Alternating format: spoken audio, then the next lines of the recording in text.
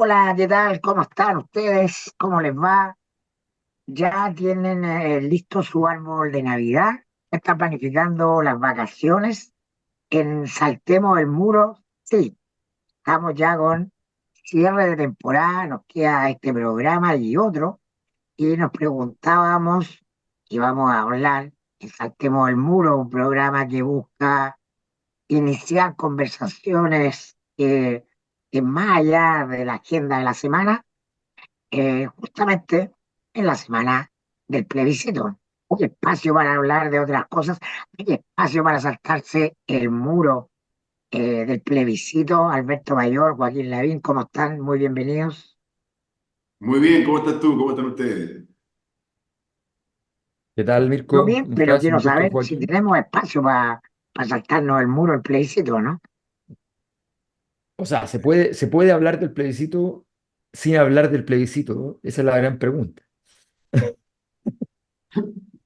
No, Esa mira, es- quizás para introducir la conversación, yo creo en lo personal que obviamente que hay que saltar el muro después del plebiscito. Hay que saltar el muro siempre, pero obviamente hechos como este hacen más difícil saltarlo, porque son como vallas que te dividen, digámoslo así. Pero cualquiera sea el resultado del plebiscito, y la verdad es que podemos conversarlo también, pero como que no es tan relevante el resultado del plebiscito como sí el hecho de tener que saltar el muro.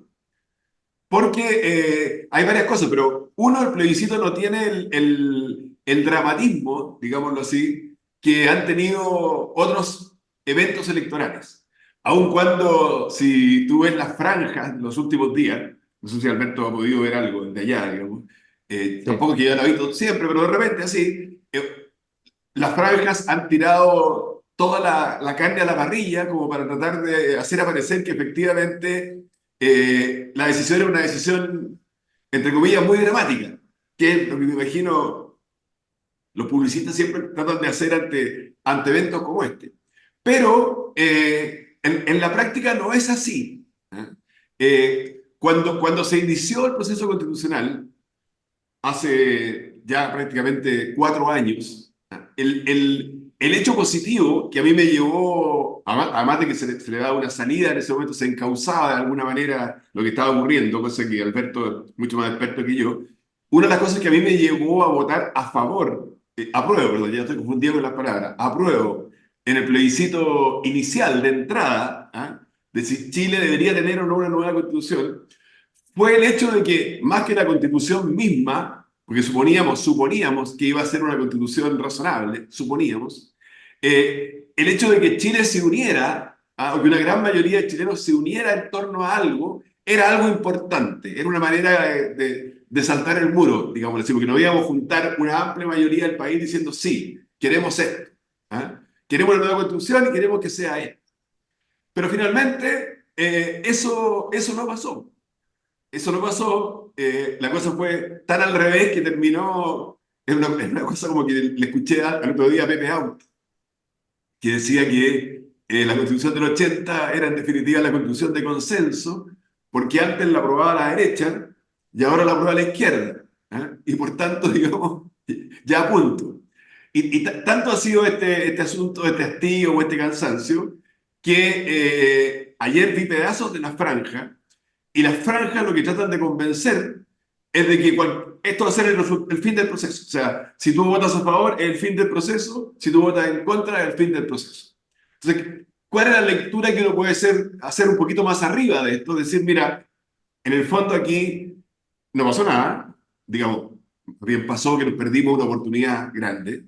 La gente, la rabia, entre comillas, de la gente en relación a la clase política se ha acrecentado en este tiempo, porque han visto que este ejercicio no ha pasado nada, y esa unión que íbamos a tener todos no se dio, que objetivamente el país, digamos, y en todos sus indicadores y en lo que vive la gente en la vida real, se ha deteriorado en los últimos años, los últimos 4 años, y por tanto se ha dado cuenta la gente de lo que nosotros estábamos diciendo, Alberto, desde agosto en Icare y en diferentes partes después, de decir, oye, esto no es lo relevante.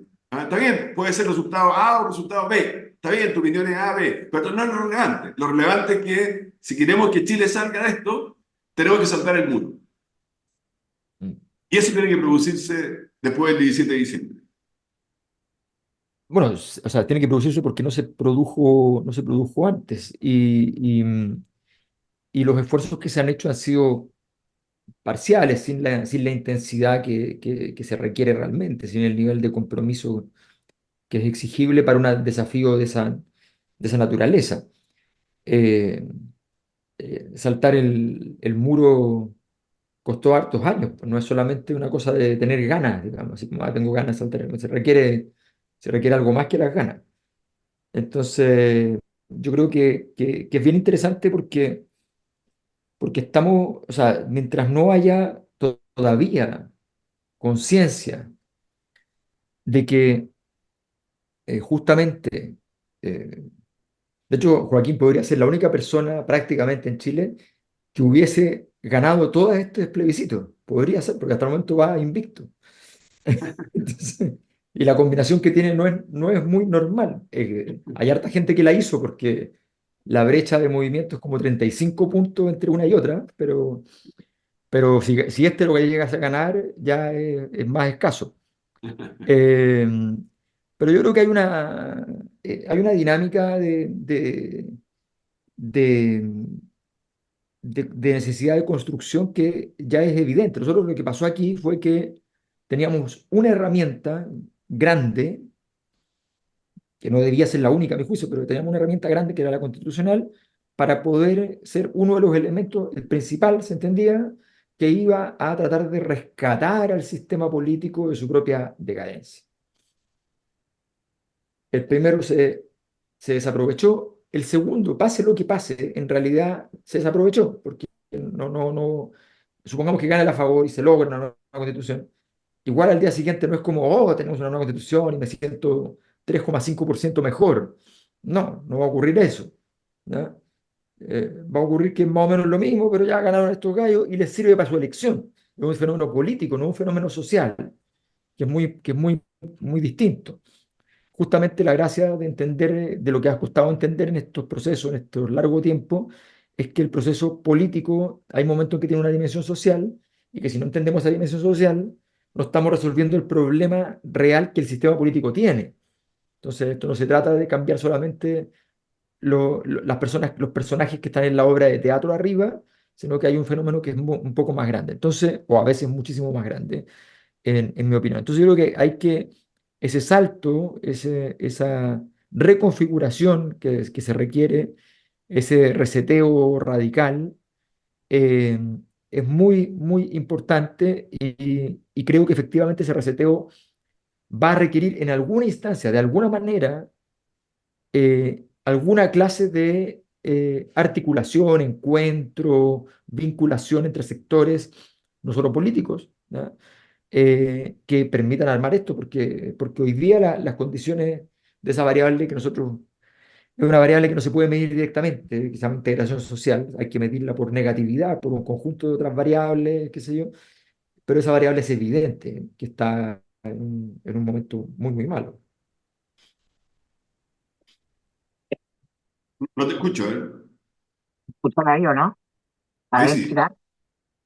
Yo creo que, como dice Joaquín, lo que vaya a pasar el domingo no está resolviendo el problema de fondo.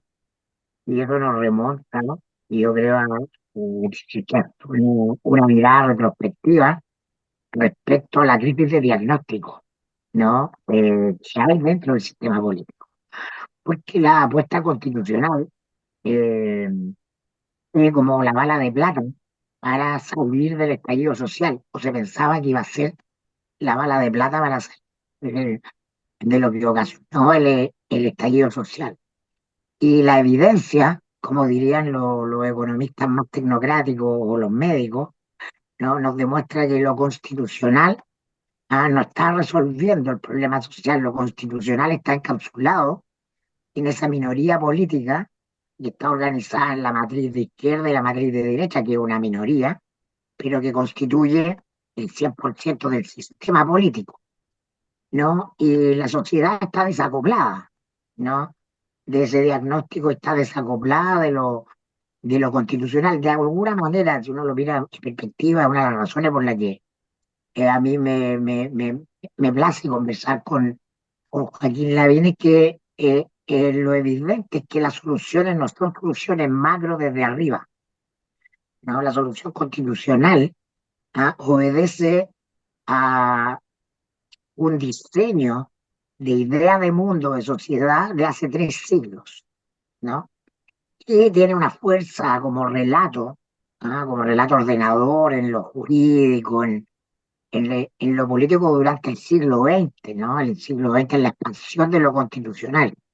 Sin embargo, hoy día, no diciendo que lo constitucional no tiene importancia, es un factor, es evidente lo que está ocurriendo, que nos dice que lo constitucional no es lo más central, de por lo menos lo que se estaba viendo a partir del estallido social o lo que se estaba demandando. Entonces, la salida constitucional, que a mi juicio es el error de diagnóstico de toda la clase política, evidencia el desgaste, ¿no? Y el anacronismo de toda la clase política, que sigue mirando con los lentes del siglo XX, ¿no? Y de la tradición ilustrada, ¿no? Del marco del racionalismo ilustrado, la construcción de las sociedades industriales, fenómenos de un siglo XXI que es radicalmente distinto, que da cuenta justamente de la emergencia de otros paradigmas. Y por lo mismo, por ese desacople profundo entre una manera de mirar análoga, ¿no? De todo el sistema político, y por el espejo retrovisor, había un libro de Alfredo Jocelyn Cole que se llama Espejo Retrovisor. Es un ejercicio propio de los historiadores, muy normal, pero la clase política, el sistema político sigue instalado en el software del pasado, ¿no? Y por eso en cada episodio que se justifica, en cada elección de estas que ya tienen agotado, que nos tienen agotado a los electores, ¿no? Para elegir una constituyente, para elegir una convención, para ir a plebiscitarlo, ¿no? El software es de Guerra Fría. Eso es lo que finalmente se escenifica en la franja, en la disputa electoral, etcétera. Nosotros contra ellos, los buenos contra los malos, la izquierda contra la derecha, cada uno con su eslogan, ¿no? Eh, Se retroalimentan entre ellos. Entonces, este desacople, ¿no? Esta crisis de desacople diagnóstico y de mirar se va a profundizar al día siguiente de este plebiscito, ¿no? Y la noticia, a mi juicio, yo creo, por lo menos mirándolo en perspectiva histórica, es que esta crisis sea cual sea el resultado, se va a seguir profundizando, porque no es una crisis de la sociedad, no es una crisis de la constitución en sí misma, es una crisis de la manera de mirar del sistema político. Y por lo tanto, lo que se ha acumulado en este proceso constitucional largo, fallido, ¿no? Es la incapacidad del sistema político de conducir la sociedad, de interpretarla, por una serie de razones. Y eso, a mi juicio, nos tiene que hacer mirar atentamente lo que está pasando en el mundo, ¿no? Lo de Argentina como fenómeno, yo creo que no está para nada distante de lo que va a ocurrir en Chile, donde finalmente se impone aquel candidato que interpreta con su relato la idea de contra el establishment, ¿ah? Con que se vayan todos, fuera la casta, ¿no? No más políticos. No estoy diciendo si eso es bueno o malo, ¿no? Digo que es evidente. Para los años de la Unidad Popular, y yo era pequeño, pero mi papá me lo contaba, lo leía, ¿no? La izquierda decía, cuando me decía, oye, va a venir un golpe, la izquierda decía, no, no, no, en Chile no hay golpe, los militares son distintos, ¿no? Y teníamos la región llena de golpes, era un patrón, ¿no? Era una forma de estructurar la lucha dentro de la Guerra Fría. El golpe de Estado, había golpe en varios países, ¿no? Habían partido en Guatemala, ¿no? A finales de los 60, de los 50, perdón, a Brasil, Uruguay, etcétera. Entonces llegó el golpe. Bueno, creo que acá ese discurso de esto en Chile no va a pasar, no va a emerger alguien de afuera del sistema, porque no, yo creo que va a ocurrir. es muy evidente. Y es necesario que ocurra porque tenemos que atravesar la crisis completa, ¿no? Para llegar a una solución.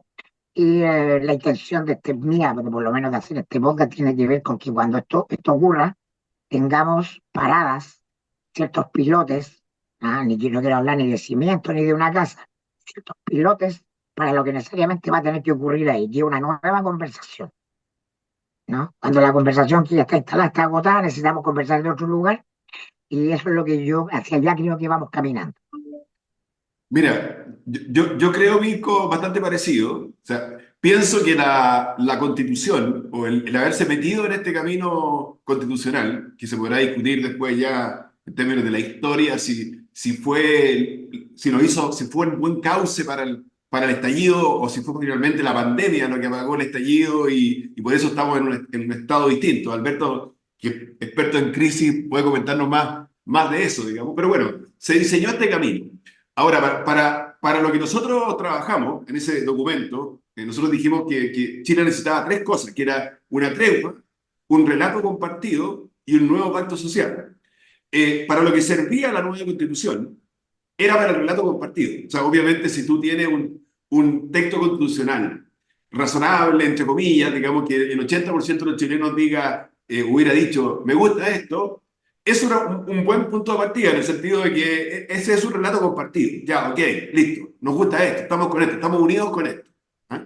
Eh, y esa era como quien dice la idea original o el sueño original del apruebo en el plebiscito de entrada, por lo menos en mi caso. He dicho, oye, aquí va a haber la oportunidad de un relato compartido. Va a haber una constitución que una amplia mayoría del país va a decir, esto nos gusta. Ahora, todo eso suponía que se hiciera razonablemente, se conversara, se hablara, se saltaran los muritos, digamos, por mientras, pero finalmente nada de eso pasó. ¿Ah? Nada de eso pasó. Y por tanto, esta decisión del domingo no nos va a llevar a ese relato compartido, y en eso concuerdo con lo que dijeron, creo que lo dijo Alberto, cualquiera, pero en el fondo es, cualquiera sea el resultado, ¿ah? Puntos más, puntos menos, ese relato compartido finalmente no se dio. ¿Ah? Entonces, se inicia una nueva conversación, que bueno, y además la gente ya cansada, con ganas de que se vayan todos, obviamente, se inicia una nueva conversación en que hay como una nueva oportunidad, por así decirlo ya, oye, pero ahora que ya estamos con esto, ¿seremos capaces de saltar el muro? Si no somos capaces de saltar el muro, o de que hay una masa crítica dispuesta a saltar el muro, que a mi juicio saltar el muro consiste en básicamente juntarse y construir juntos esta tregua, este relato compartido y este nuevo pacto social. No necesariamente, no es un calendario eso, tiene que darse probablemente en forma simultánea, pero tiene que haber una masa crítica de personas que digan, sí, estoy dispuesto a construir esto. Si eso no ocurre, ahora, yo creo que a nivel político todavía no hay esa masa crítica, a nivel de la opinión pública tal vez un poco más, a nivel de los sectores empresariales probablemente mucho más, etcétera. Pero en fin, si eso no ocurre y si ese muro no se salta, ya estamos, yo creo, en los escenarios que tú decías. Discutimos la vez pasada el tema de la excepcionalidad de Chile, que obviamente no corre, y en un mundo globalizado y mucho más integrado, corre menos todavía que hace 30 o 40 años atrás, digamos. Entonces, ahí ya, yo creo que en ese caso ya la gente va a empezar, si después de esto no hay un salto al muro, la gente va a empezar a pensar ya definitivamente, aquí hay dos caminos, Bukele y Milei son como los referentes chilenos hoy día. Probablemente hoy día la gente te diría más que en un Bukele, ¿ah? Porque el problema de seguridad, el dolor más grande de los chilenos, en el caso de Milei, es lo económico. ¿Ah? Obviamente Chile todavía no es Argentina, está estancado, obviamente. Llevamos 10 años en cero. ¿Ah? Pero claro, no tenemos 140% de inflación, tenemos, no sé, hemos llegado a tener 13% de inflación. Es distinto. ¿Ah? Entonces, pero ahí van a estar los referentes. Bukele, Milei. Si es que no se produce esta masa crítica dispuesta a saltar el muro. Sí, yo creo que es súper... a ver, si uno piensa ¿qué relatos compartidos podrían existir para el futuro? El relato de seguridad es muy difícil lo que logró Bukele, tener un relato sobre seguridad. La seguridad normalmente es defensiva, básicamente, con un discurso de orden y poco más, pero sin bajadas suficientemente claras. Bukele ha sido un genio en eso, política y comunicacionalmente, en términos de construcción de ese relato. No se te escucha ahí, Mirko. No, tampoco. A ver ahí. No, no se te está escuchando. Ah, ah. A ver, mueve, a ver. Oye, no agarra. Se silenció Me la Agencia silenció de Seguridad Mirko. Salvadoreña. A ver, desconéctate un poco y ver si puede. Y anda intentando. Entonces, lo que yo digo es que Bukele, en el fondo, logró construir un gran relato de seguridad, muy completo, muy de lado a lado, ¿ya? Eh, que es un relato que cuando yo he hecho estudios cualitativos, por ejemplo, en cualquier parte del mundo, es un relato universal, que es la idea de que el Estado, en principio, está para distribuir dolor. Miren esto, ¿ya? Está para distribuir dolor, o sea, tiene que quitarle dolor a la gente que merece que le quiten el dolor y tiene que entregarle dolor a la gente que merece que le den dolor, ¿ya? Entonces, esa, ese formato, esa fórmula, Bukele la ecualizó muy, muy, muy delicadamente. En la operación no tenemos idea qué tan delicadamente es, pero en discurso está muy delicado. Entonces, la comida, bueno, la comida no puede ser mejor que la comida que se le da a los colegios, ¿ya? Entonces, todo no se te escucha igual. Ocupa el computador mejor. Entonces, todo está pensado así como hizo toda una cadena, ¿ya? de articulaciones para poder llegar a eso. Es bien sorprendente. Pero yo creo que en Chile la capacidad para hacer ese discurso, ese relato compartido a partir del tema de la seguridad, no está suficientemente construido porque además una de las formas del relato compartido es tener un enemigo objetivamente común. En el caso de Bukele tenían a las maras, o sea, tenían un relato muy contundente en ese sentido. Hay un enemigo claro. Fíjense que las comunas, por ejemplo, en Chile, que tienen, comillas, enemigos claros, se comportan de una manera completamente distinta al resto, electoralmente. Se radicalizan, ¿ya? Entonces, ahí hay mucho, el tema del enemigo es muy importante.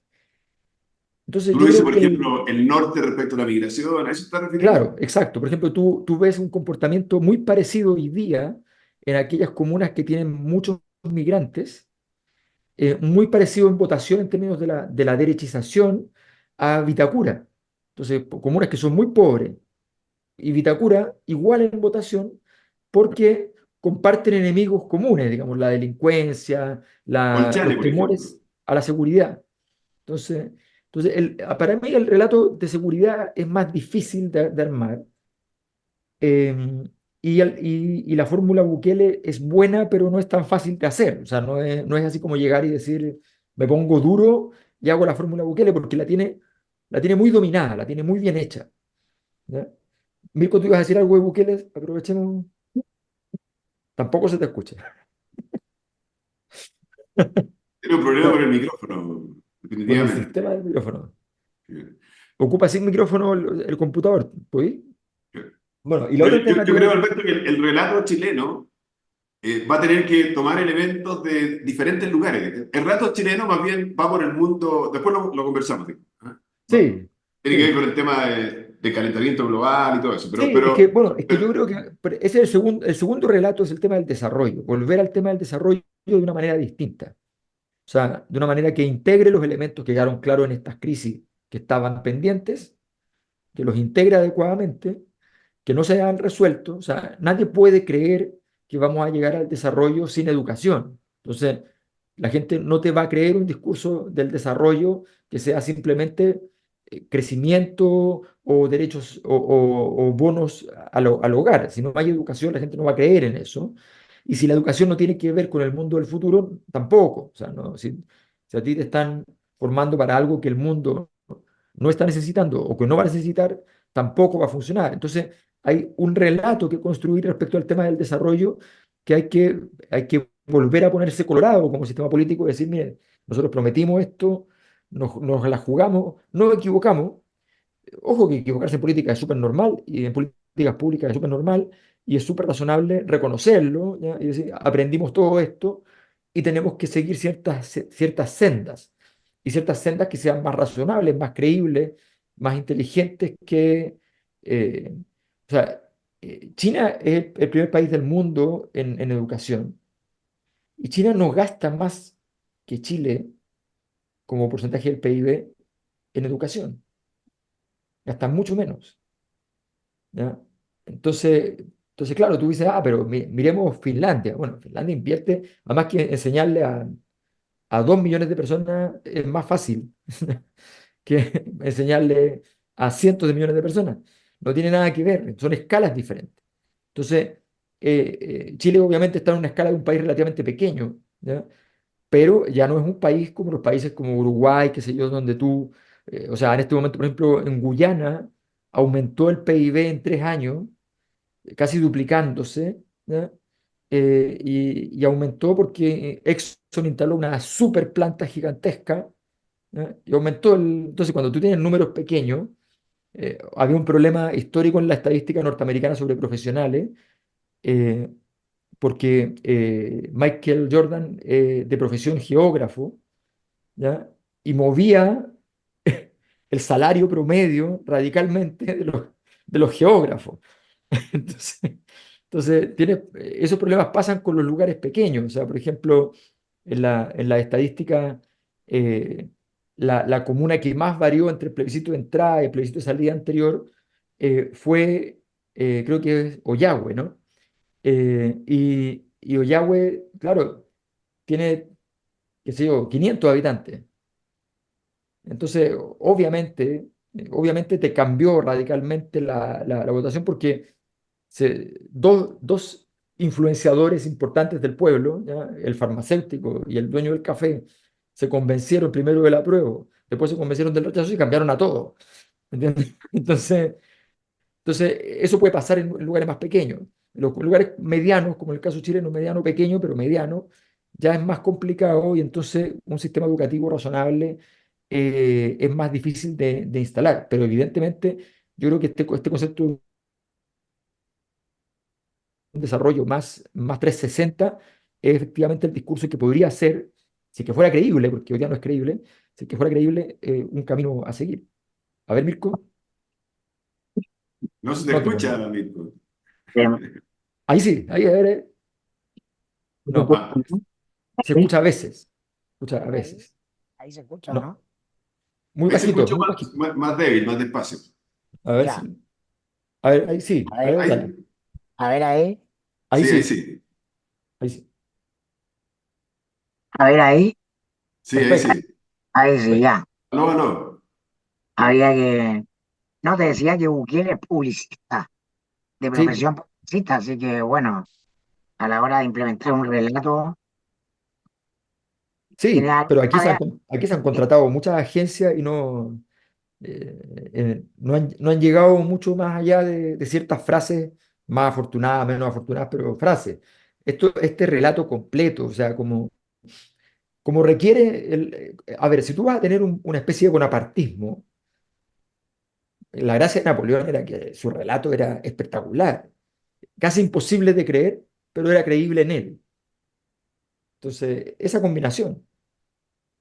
ahora Joaquín Lavín, yo creo que estos grandes acuerdos de lo que ustedes hablan en la propuesta, tregua y estrategia, eh, ¿qué tan grandes tienen que ser?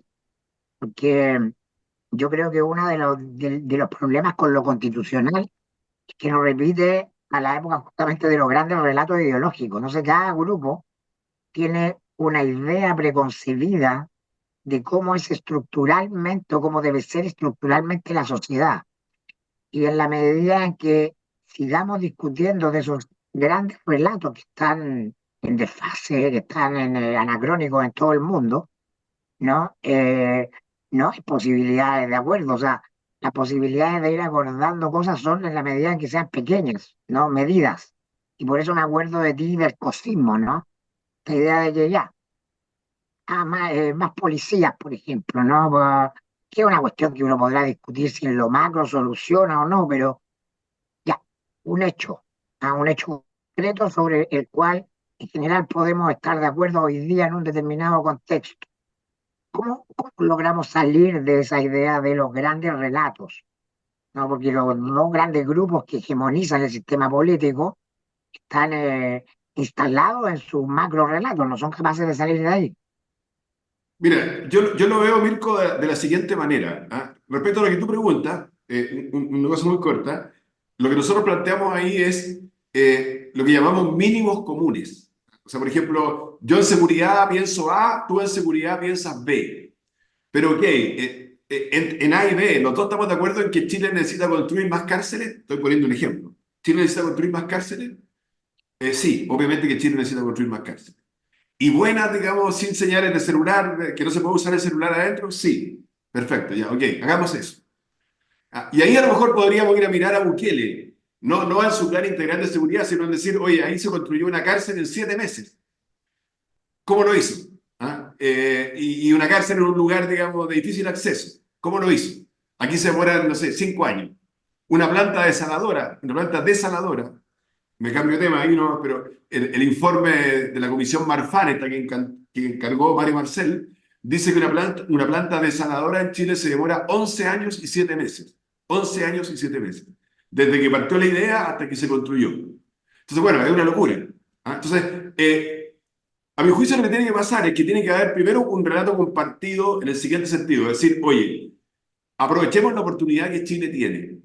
¿Cuál es la oportunidad que Chile tiene? Tiene la oportunidad de contribuir a salvar al mundo del calentamiento global, mandándole lo que el mundo necesita hoy día, y en la pasada transformarnos nosotros productivamente en una economía verde, y desarrollarnos y crecer. Por ahí va como un paraguas, por así decirlo, del relato. Y eso significa, bueno, entonces en términos económicos o de proyecto, a esto le vamos a dar prioridad. Le vamos a dar prioridad al hidrógeno verde, sí, le vamos a dar prioridad a, qué sé yo, el litio, sí, etcétera. Y después de eso, analizar ya los sectores, área por área, educación, seguridad, etcétera, e ir buscando en esas áreas lo que podríamos llamar los mínimos comunes. Por ejemplo, en seguridad, si tú me dijeras, oye, seguridad, uno, inteligencia, ok, listo, ¿cómo lo hacemos? Veamos las referencias que hubo en Chile, que mencionamos la vez pasada, qué se hizo, cómo fue, cómo podemos aprender, cómo se hace hoy día en el mundo. ¿Ah? Cárceles, ok, pero ¿cómo podemos hacerla rápida? ¿Cómo podemos hacerla para que no se transforme en oficinas de los narcotraficantes de adentro, etcétera? O sea, vamos a lo pequeño ahí, pero lo pequeño, por así decirlo, efectivo. O tú mencionas ya, vamos a aumentar la dotación de carabineros, ok, lo vamos a hacer de esta forma, esta va a ser la meta. O sea, hoy día no existe ese camino. No existe. No hay nadie diciendo esto ni planteando esto, y más aún es probable que si alguien lo plantea, queda como consumido en esta hoguera de la polarización o de la desconexión con la realidad que tú dices, y termina en nada. Y eso hay que empezar a hacerlo en cada una de las áreas. Por ejemplo, en educación, y aprendiendo de los países que lo han hecho a costos parecidos a Chile. Porque obviamente, si Alberto dice, bueno, de Finlandia, claro, Finlandia es un país riquísimo, no está a nuestra altura, pero a lo mejor China, al interior, en las zonas rurales, digamos, gasta menos plata en educación que nosotros, y sin embargo logró mejores resultados. ¿Por qué? ¿Cómo lo está haciendo? Esa es la forma, a mi juicio, de ir encarando el tema. O sea, un gran paraguas, es decir, Chile tiene que volver a crecer, a desarrollarse, y en la pasada nos vamos a transformar en economía verde, le vamos a mandar al mundo lo que el mundo necesita. ¿Qué necesita? Cobre, litio, hidrógeno verde, todas esas cosas. En la pasada vamos a cambiar nuestra matriz productiva, vamos a exportar cobre, pero cobre verde. Y los temas sectoriales, partiendo por los más importantes, como seguridad, ir viendo cuáles son nuestros mínimos comunes y esos mínimos comunes hacerlos. Porque hoy ni eso está. Y hay una mentalidad chilena que dice que todo se soluciona con una ley. Y eso no es así. O sea, imagínate, hoy día se está pensando, creo que hay un proyecto de ley para los narcofunerales, proyecto de ley para organizar los narcofunerales. O sea, una cosa, pero ya, oye, pero sí. Y mucha gente cree que hay algo mágico en que cuando se apruebe ese proyecto de ley, ya listo, estamos solucionando el problema de los narcofunerales y no pasa nada. Sigue todo igual, porque esa ley no dice nada, no cambia nada y la realidad es muy distinta. Lo que pasa es que el proyecto de ley es la única herramienta que tiene un parlamentario para figurar, ¿no? Es decir, presentar un Exacto. proyecto de ley, ¿no? Entonces, si no hace eso, no tiene cámara, no tiene matinal, no tiene O tienes titular. razón en eso, efectivamente. Y Pero eso, determinado. claro, está Y mal, es una ahora, distorsión. O sea, en el ahora fondo, te, la única manera de aparecer yo en la televisión es inventando un proyecto de ley, proyecto de ley que al final a lo mejor no tiene ninguna consecuencia, no sirve para nada, pero me va a hacer a mí aparecer ahí. dos ejes por los cuales los actores políticos, me refiero a los alcaldes, los diputados, los senadores, no entran a la discusión pública. Uno es la propuesta a través del proyecto de ley, ¿no? Y la otra es esperar qué dice el adversario para salir a pegarle con un bat de béisbol. Si el gobierno dice A y yo estoy en la oposición, voy a salir a decir Z, ¿no? Ya culpar al gobierno por esto. Ahora, pasado el plebiscito, lo que viene es el sistema entra en la lógica electoral de las elecciones municipales del próximo año. Entonces, esto no va a disminuir esta dinámica, ¿no? De la puesta en escena de la telepolítica, ¿no? Que se hace en el switch exactamente opuesto al que se necesita para que ocurra lo que tú mencionas, ¿no? De pensar, ya, a ver, no fue mal, la clase política está en riesgo. La izquierda, el centro, la derecha, todos los que somos profesionales de esto estamos en una misma rama y esa rama está cayéndose, se está cayendo del árbol. Estamos todos sentados y nadie razona así, ¿no? Y nadie va a razonar así porque lo digamos acá, ¿no? Entonces, lo único que hay que esperar es que la rama se caiga, ¿no? De alguna manera, porque no va a ocurrir por incentivos propios, por momentos de conciencia o de luz, en el sistema político, porque la crisis tiene que ver con que el sistema no tiene conciencia de sí mismo, ¿no? Está en el corto plazo, están los chicos, cada uno está sacando una pequeña ventaja desde su ego, porque a la vuelta de la esquina hay una elección, está calculando cómo me posiciono yo a esa elección. No, pero mira, si tú tuvieras razón, eh, esto va a un lento decrecimiento, lento que puede ser no tan lento finalmente, ¿ah? Y va a soluciones tipo Bukele Milei, ¿ah?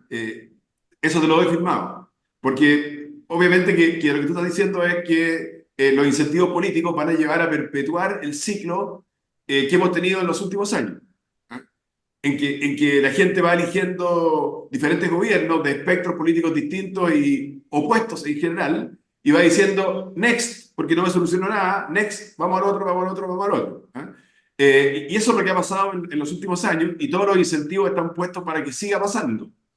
¿Ah? Pero Porque, además con un componente de conflictividad social, porque algunos dicen que el estallido social ya pasó, nunca más va a volver a ocurrir, o no, yo creo que estamos entrando a un estado del malestar que se expresa en la desafección política, pero que más temprano que tarde se va a expresar, ¿no? También en una sociedad manifestándose, ¿no? En una sociedad que va a estar dispuesta a actuar, ¿no? Porque la molestia, naturalmente, la irritación, ¿no? Te lleva a ti a accionar, ¿no? De primero, desde el punto de vista de tu actitud, pero después ya eso toma cuerpo. Entonces, por distintas razones, contra distintos gobiernos, creo que vamos a seguir viendo manifestaciones o estallidos, o quizás no con la magnitud de lo que fue el 18 de octubre, pero sí canalizando esta actitud de irritación y molestia con el que esté siendo autoridad. sí, una cosa, antes de dar la palabra a Alberto, tú tienes razón, efectivamente los incentivos están para que esto siga así, creo que en parte el plebiscito puede ser un castigo, por así decirlo, o va a ser un castigo a la clase política en general, cualquiera sea el resultado, y ojalá esas personas se den cuenta de eso.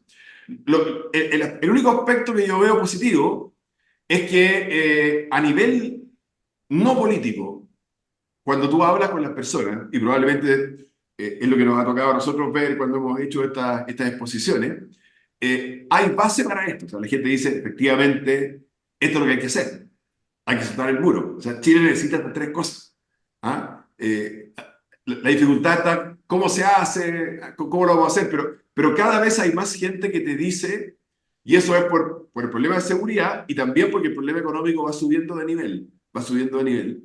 Eh, y ya comienza a ser un dolor grande. O sea, cada vez ya la familia se da cuenta, los sueldos no alcanzan, cuesta mucho más encontrar trabajo, hay un familiar que ya no está trabajando, que lo perdió, que hay que ayudarlo. ¿Ah? Esa familia chilena transformada en pymes extendidas que todos nosotros conocemos. O sea, se está notando ya, ¿ah? El estancamiento económico, está pasando la cuenta. Entonces, a nivel de la gente, primero la gente influyente, no política, pero después también la otra empieza a decir, oye, en realidad aquí hay que hacer algo porque si no vamos a terminar mal. Sí, yo creo que, claro, es bien importante lo que han planteado, porque un estallido, en realidad, hay una ecuación muy compleja en la sociedad, que es la ecuación entre la pulsión y la norma. Yo tengo ganas de cosas que no puedo hacer y algunas las hago, ¿ya? Todas las personas hacen cosas que están fuera de la norma, en algún sentido. No, no digo de la ley, digo de la norma social. Algunos además pasan por el lado de la ley y otros directamente violan la ley, pero hay una pulsión, hay pulsiones que te inflaman, que son grandes atractores de tu voluntad. Un estallido, en rigor, es un fenómeno que si uno lo cristaliza en este tipo de análisis, significa fundamentalmente la destrucción de la norma y el triunfo de la pulsión.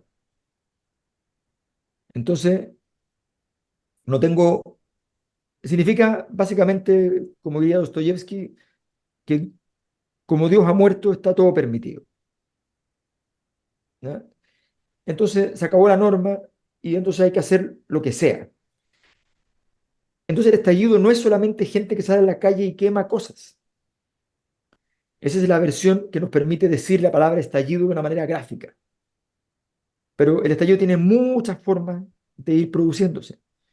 Cuando están completamente en sordina, esa forma en realidad no se llama estallido, se llama anomia. Y cuando no está tan generalizada, no podemos decirle tampoco estallido. Son espasmos. Pero cuando está generalizado y se manifiesta con claridad, bueno, es evidente. Entonces, en este momento, nosotros lo que vamos a tener el domingo, de hecho, es un estallido. Es un estallido porque pase lo que pase, es incomprensible. La gracia del estallido es que básicamente no tiene explicación, por eso todos navegan y navegan buscando explicaciones y diciendo cosas aquí y allá, buscando culpables. Entonces tenemos una cuestión que puede significar desde golpe de Estado no tradicional, ¿ya? Versión Sebastián Piñera, eh, hasta también guerra de Sebastián Piñera, pero el mismo Sebastián Piñera después dijo problemas de larga data que no hemos sabido resolver y pedimos disculpas el viernes después del estallido, ¿ya? Y después tenemos a las posturas más al otro extremo, que son la reivindicación justa, con violencia incluida, a los maltratos para algunos 30 años, para otros 200 años, para otros 500 años. Entonces, tienes todo ese ancho de banda. ¿Por qué? Porque es polisémico. Es polisémico. Y es polisémico porque básicamente es la rotura de las normas. Por tanto, tú puedes cuestionar lo que se te ocurra dentro de eso. En ese contexto, lo que va a pasar el domingo es lo mismo, en una versión más pequeña que ese tipo de estallido, pero va a ser lo mismo porque en el fondo, yo me acuerdo haber hecho seminarios de la Cosa Nostra, estábamos con Mirko y había gente de la prueba de entonces que decía, a mí me pasan cualquier constitución, cualquier constitución, la que no sea esta, un párrafo, un párrafo, no muy bueno, un párrafo, que no sea esta, y yo la apruebo. ¿Ya? En el momento en que aparecieron las primeras críticas internas, incluso dentro del mundo del apruebo, de decir, oye, a mí no me gusta el texto. Entonces decían, a mí no me importa, o sea, hay que cambiar esta constitución como sea, hay que ganarla. Esas personas hoy día están en contra. Y había personas que decían, mire, nosotros vamos a defender hasta el último día esta constitución. No hay forma de transar esto. Esto no se transa. ¿No? Y que hoy día están haciendo una nueva constitución y están aprobando una nueva constitución. Entonces, Oye, aquí, paréntesis, ese es el extraño consenso al cual alude Pepe Out, ¿ah? De claro, una claro, constitución que defendió por tantos años la derecha y que hoy día, digamos, la izquierda la vota a favor, por tanto en supuesto, contra. pero es un consenso, eso es llamarle consenso al cautiverio. ¿Ya? O sea, es decir, vamos a tomar una decisión, efectivamente, pero una decisión en la cual en realidad nada tiene sentido. El gran fenómeno moderno de la sociedad moderna en términos de su desintegración social, por la complejidad que tiene la sociedad moderna, es básicamente esa famosa dos párrafos que están al final de la ética protestante y el espíritu del capitalismo de Max Weber, que hablan de la jaula de hierro. Y la jaula de hierro es básicamente la pérdida de libertad y la pérdida de sentido en la sociedad moderna. La sociedad moderna tiende a eso. Tú tienes que a través de un conjunto de otras herramientas dotarla de sentido. ¿Ya? Por ejemplo, luchar por la democracia, luchar por procesos que le otorguen sentido a la vida política y luchar porque el sistema no se convierta en una mera burocracia que no atiende los problemas de las personas. ¿Ya? Esas dos luchas son las luchas, esto es escrito en 1905. ¿Ya? Dice, lo más probable es que en el futuro quienes habiten esta jaula de hierro sean especialistas sin espíritu, hedonistas sin corazón. ¿Ya? Citando una de las obras famosas del romanticismo alemán, que es de Goethe. Entonces, bueno, esa dinámica es la presión constante. Entonces, en el fondo, cuando tú te quedas atrapado en esa jaula de hierro y tú dices, ok, yo elegí esto, es verdad, pero estoy en una jaula de hierro, o sea, no puedo salir de aquí, no puedo, porque además no puedo entender algo más, no puedo entender para qué, ya no entiendo para qué sirve la política, no entiendo que hay algo que sería malo si no hubiese, o es imposible que no haya política, no sé por qué, ¿ya? Nada tiene sentido. Y no me siento libre, siento que he roto las ataduras con el sistema político, pero no me siento libre. Entonces, todo ese proceso, fíjense que el valor que más creció justo después del estallido, estructuralmente venía creciendo igualdad, igualdad, igualdad, mucho, mucho, locamente. Viene el estallido y igualdad baja, y 3 meses me vuelve a subir mucho, pero esa vez baja solo para darle a libertad, que pasó al primer lugar. O sea, la liberación de la norma. Como, ya, como cuando tú contratás esas cuestiones en las empresas que van y pueden romper una oficina, bueno, lo mismo. Entonces, esa estructura, ¿ya? Datos de servicio, ¿cuánto ¿Cuánto podemos llevar cuesta? de servicio? Ese servicio existe, efectivamente, se puede contratar. Entonces, entonces ese es el gran tema. Entonces, el gran tema en el fondo, de mi juicio, es con qué dotamos de nuevas normas a este sistema de una manera, porque si nos fijamos, estamos hablando de como o sea, por el lado de Milei es un anarquismo, ¿ya? Por el lado de Bukele es un estatismo con sentido cristológico, así bien, bien, eh, pero en términos no cristológicos religiosos, sino que en el sentido del cumplimiento de la norma, del cumplimiento del deber. ¿Ya? Entonces, hay toda una dinámica que están chocando, eso va a chocar esas dos cosas, un Estado fuerte, garantista del orden y la seguridad, versus este Estado eh, minárquico, pequeñísimo, anárquico, Entonces, estamos en una pérdida de sentido total y yo creo que ese va a ser el gran desafío de época mundialmente y para nosotros en Chile, indudablemente. sin duda. Y aprovecho de preguntar antes de cerrar, ¿cómo van a votar y por qué?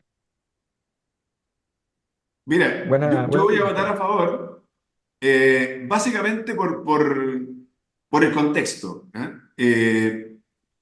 Creo que la discusión no es tan dramática, obviamente. Si tú veías la constitución anterior, la rechazada por el 62%, obviamente era un contraste total con la constitución que teníamos, y eso le da un dramatismo a ese plebiscito. Hoy día no pasa nada en el sentido de que, bueno, si hoy día estamos con la constitución del 80, algunos dirán que es la de Pinochet, otros dirán que es la del Lago o la que sea, ¿eh? Da lo mismo, estamos con esa. ¿Y cuál es la diferencia entre el agua y Pinochet? Entiendo.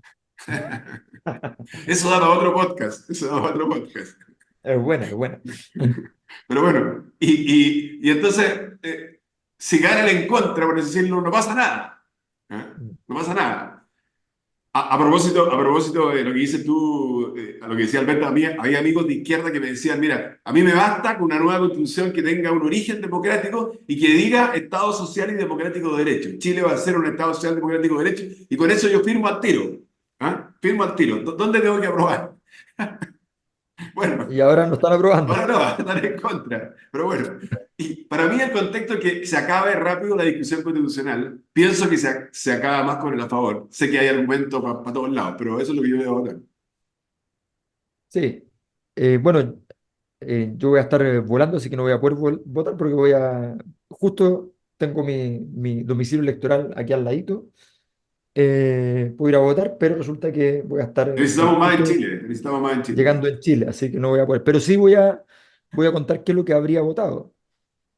Em, yo habría votado en contra, básicamente porque creo que o sea, primero porque la oportunidad la tuvieron completa. O sea, la oportunidad de dejar algo parecido a la comisión de expertos, que estaba medio ya listo, la tuvieron completa. En segundo lugar, em, yo creo que se enredaron, yo creo que las enmiendas nunca fueron pensando en esto, siempre fueron pensando en cerrar el proceso antes, y después tuvieron que dar vuelta la cuestión y jugarse el liderazgo.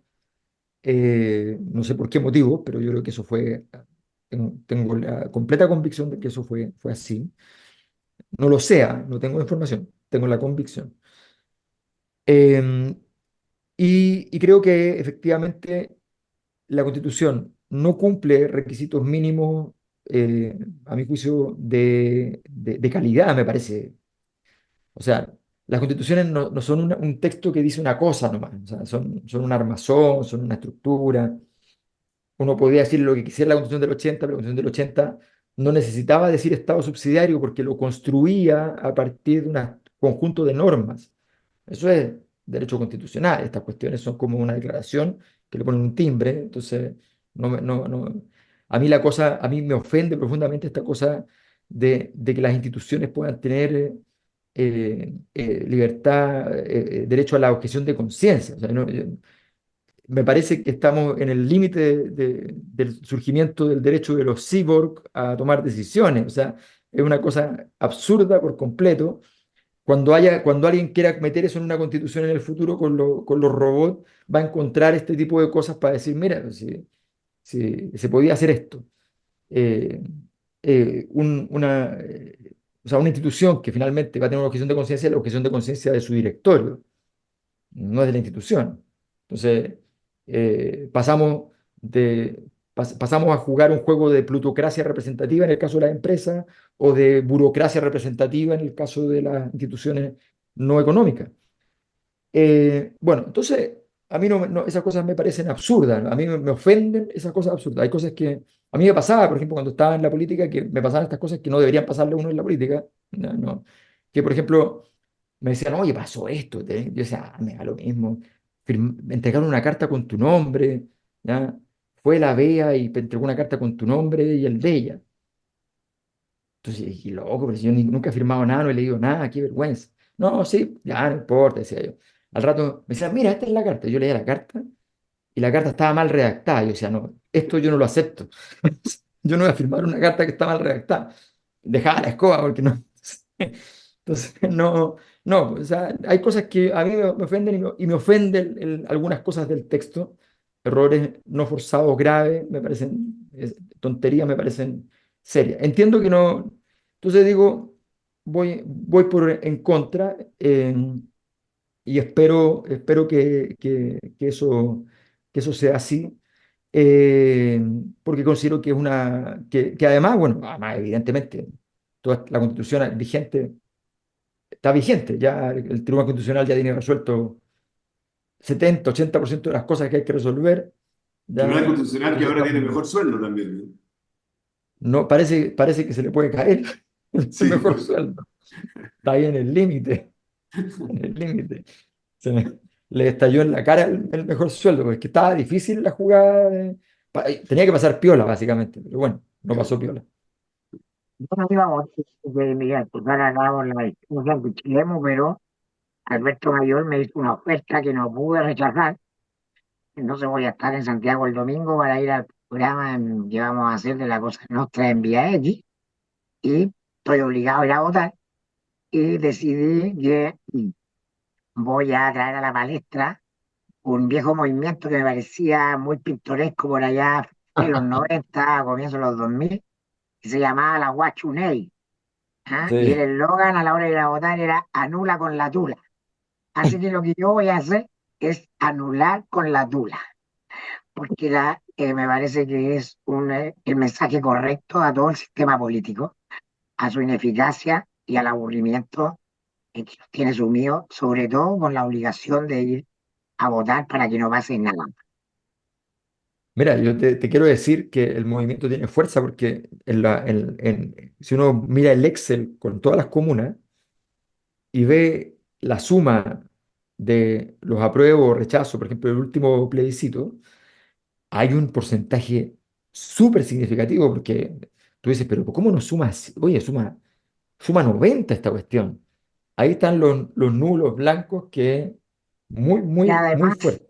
y además adelanto que el primer candidato que se suba diciendo que se vayan todos tiene mi voto. Ya estoy instalado en la emoción. Tenéis bueno, que, oye, pero tenéis que, cerremos con la voluntad mutua de saltar el muro después del plebiscito. sí, pues, No, sí, por pues. Necesita supuesto, no, Chile.